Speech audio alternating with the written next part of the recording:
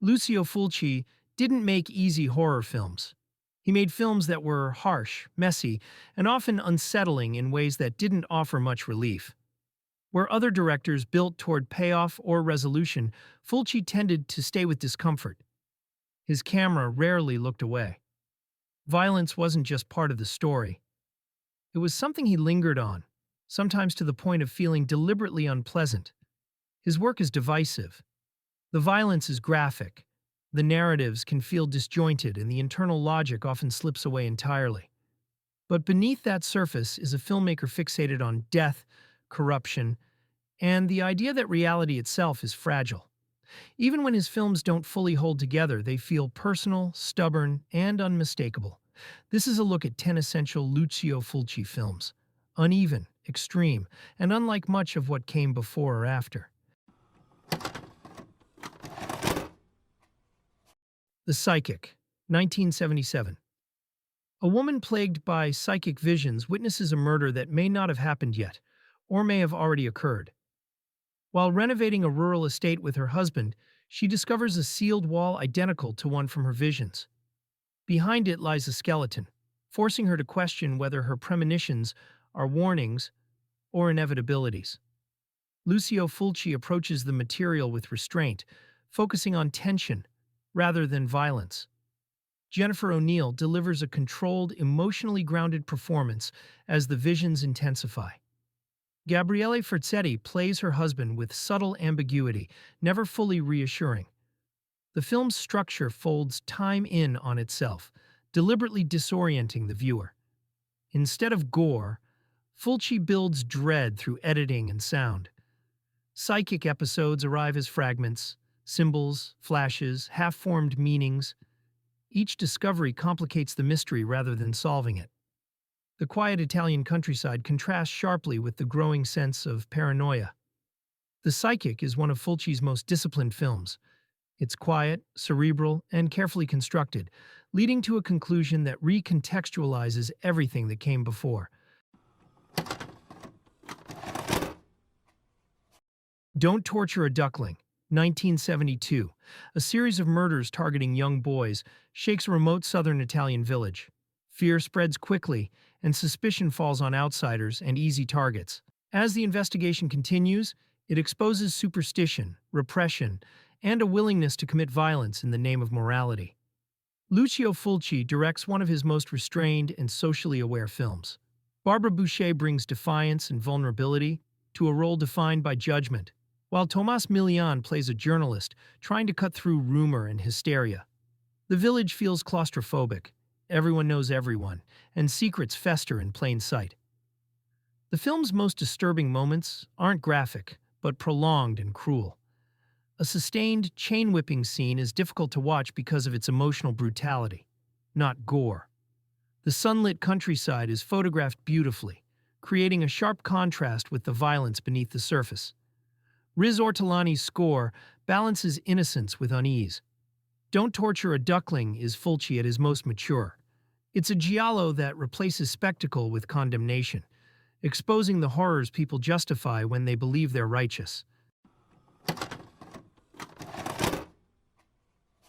City of the Living Dead, 1980. A priest hangs himself in a cemetery, and the act tears open a gateway to hell. In the town of Dunwich, the dead begin to rise and the laws of reality start to collapse. A psychic in New York experiences a vision of the coming catastrophe and joins forces with a journalist, racing to reach Dunwich before All Saints' Day, when the gates are said to open forever. Lucio Fulci abandons traditional logic almost immediately.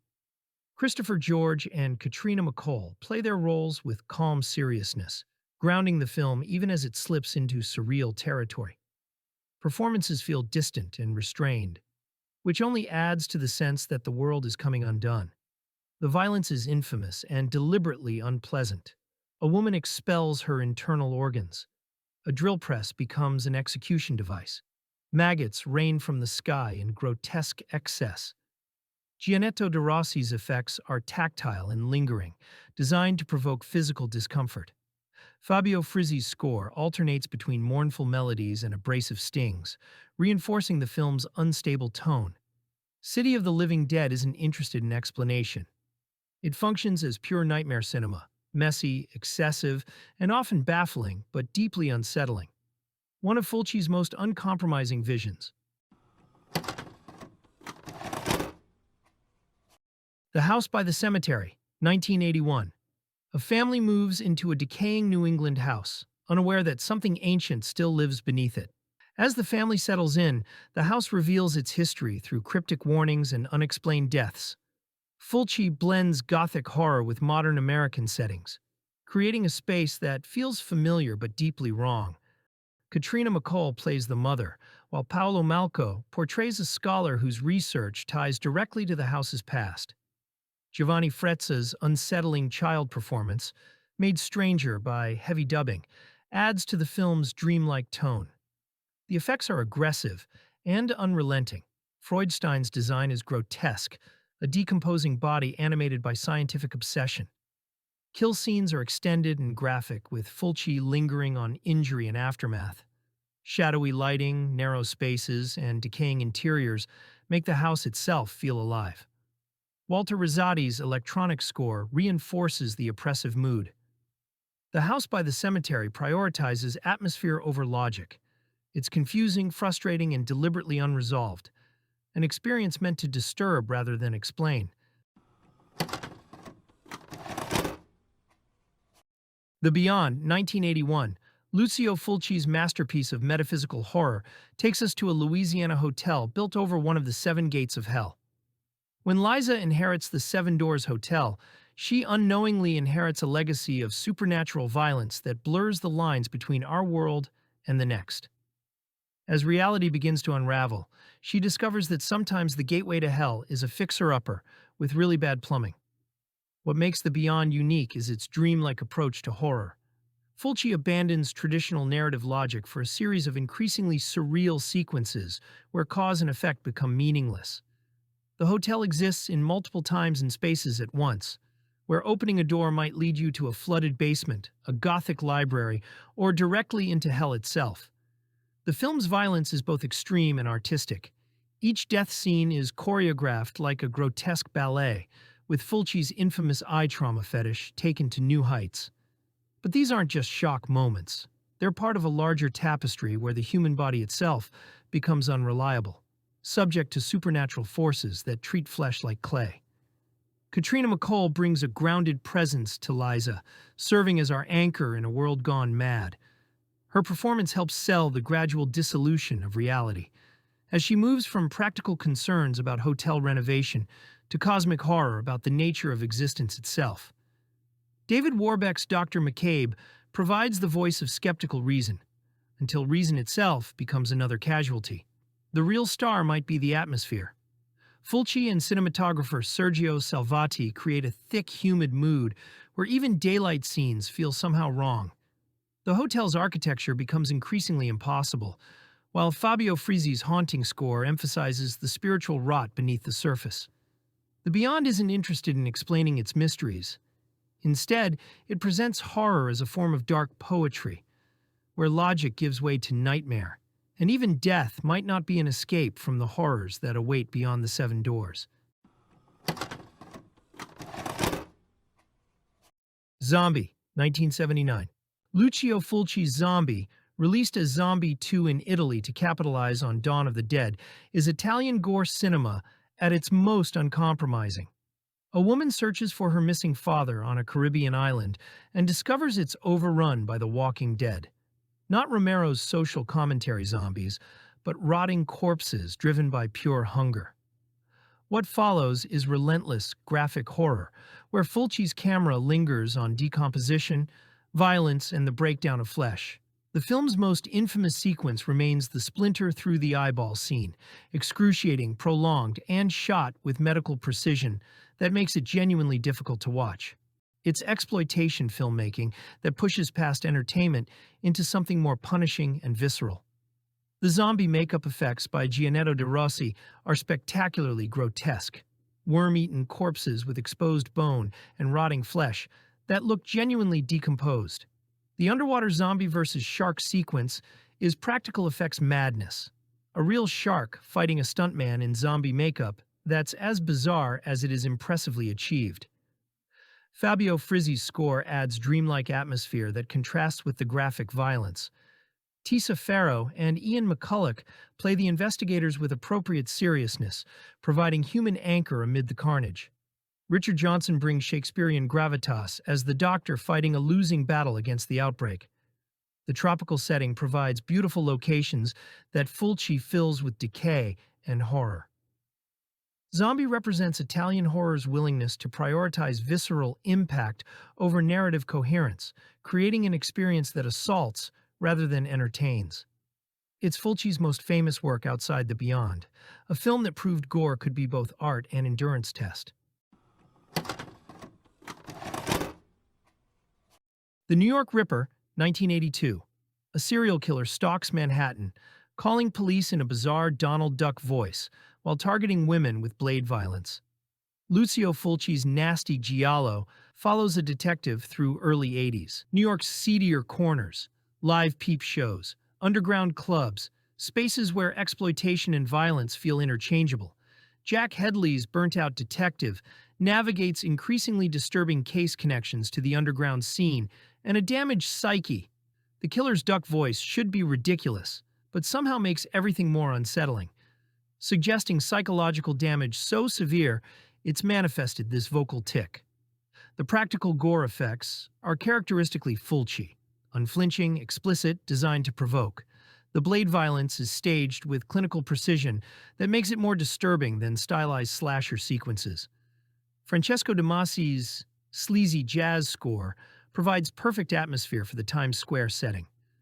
Fulci shoots New York as moral cesspool, his camera lingering on decay and vice with barely concealed contempt.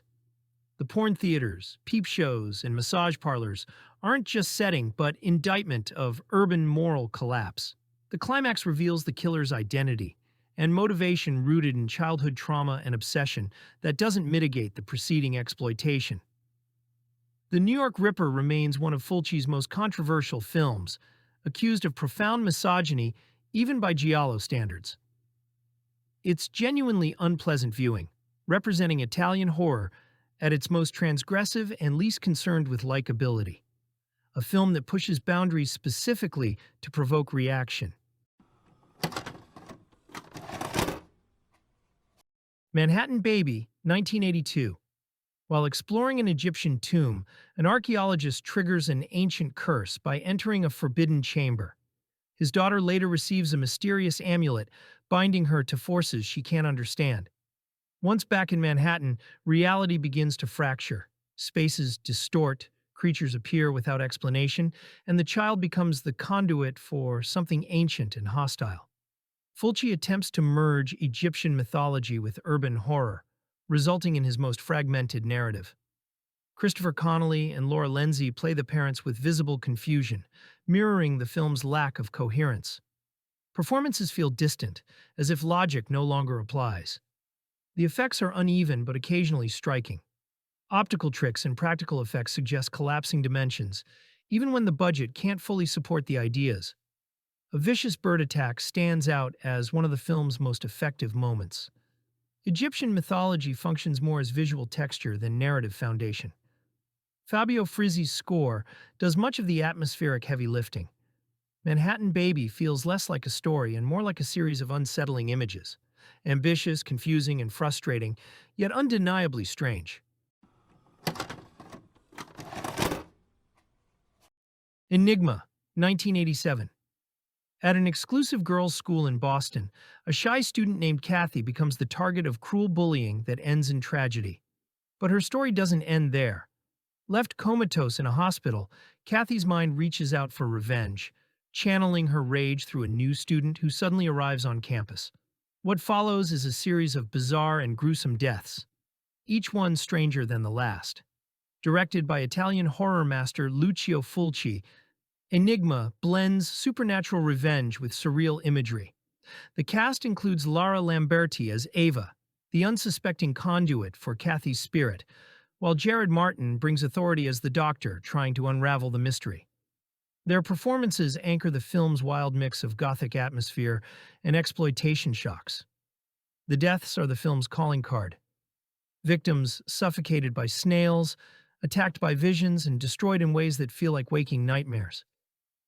Fulci's flair for turning dream logic into horror is on full display, creating scenes that linger long after the credits roll.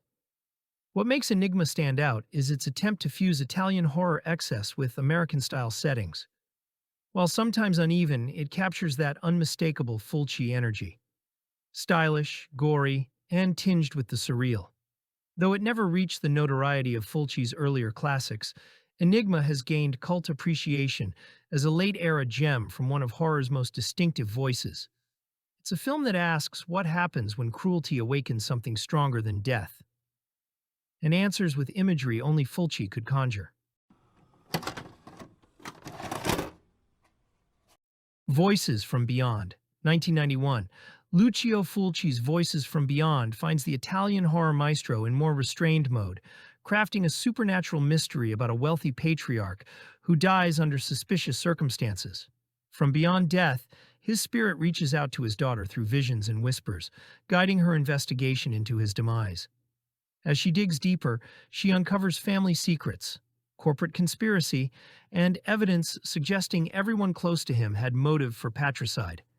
Duilio del Prete plays the deceased father in extended flashback sequences that reveal his cruel manipulation of family members, making him simultaneously victim and villain. Karina Huff portrays the daughter torn between grief and growing suspicion, navigating a web of lies from relatives who each harbor secrets. The investigation structure gives the film procedural backbone, while supernatural elements add Gothic atmosphere.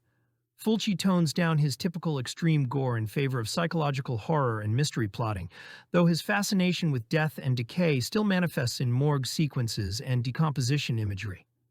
The film's visual approach emphasizes shadows, distorted perspectives, and unsettling framing that creates pervasive unease without relying on explicit violence.